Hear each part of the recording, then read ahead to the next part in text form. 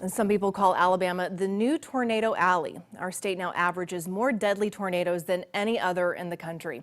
The dangers are so high, the Washington Post recently broke down some of the deadliest tornadoes in North Alabama. And there's one thing in common: Limestone County. 3 of the deadliest tornadoes hit in 1974 and 2011. The 2011 anniversary is this weekend. I went to Limestone County to see how people prepare for the danger and learned some storms are so strong people are still scarred by them. April in the Tennessee Valley. It's the height of tornado season. In the crosshairs of the 2 largest tornado outbreaks in American history, the super outbreaks of April 3, 1974 and April 27, 2011, was South Limestone County. More specifically, the Swan Creek manufactured home community. I remember our son calling and telling us the devastation that happened here.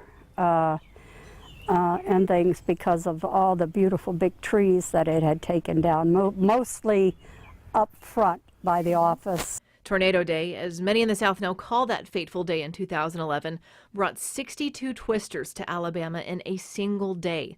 The deadliest tornado carved a path from Franklin County, Alabama to Franklin County, Tennessee, killing 72 people along the way. The Hackleburg-Phil Campbell tornado grazed the Swan Creek community at EF4 strength. There was trees that were tumbled up, and there was one RV that was overturned, I guess up by the office somewhere. Sylvia Avery and her husband barely missed that twister. They had been staying at Swan Creek but moved to a different RV park earlier that month. In the 70s, Swan Creek was known as Lawson's Trailer Park. Before the name change, it made its first mark in the history books when 2 F5 tornadoes hit within 30 minutes of each other. We've just seen one house destroyed. Here's another. The Washington Post mentioned the phenomenon earlier this month on the 45th anniversary of the 1974 super outbreak. The first entered Limestone County just after 7 p.m. Lawson's took a direct hit. 28 people died in total. Just as rescue operations were getting underway, a second F5 formed near the Tennessee River and followed along a nearly identical track. 11 people died in the second tornado. You're not rattled at all? Nah. No.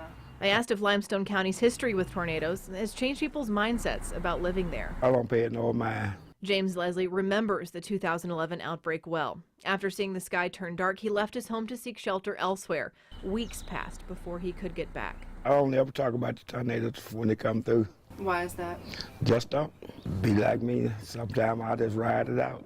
Swan Creek has exactly the place for that, a large storm shelter at the entrance of the neighborhood.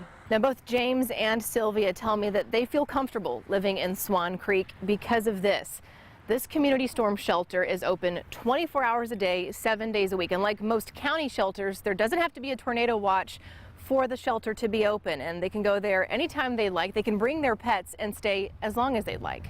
I feel safer knowing that it's there. And I'm able to make that choice, that I can go, and that I can go feeling that, you know, I don't have to leave my animals here. Aside from heading to the shelter, James also leans on his faith. I know somebody take care of me no matter what the storms do. We asked around and actually managed to find a couple of people that were in Lawson's Trailer Park in 1974 in that deadly outbreak. They didn't want to go on camera. They said the events from that day were just too difficult to relive, and they didn't want to relive that experience.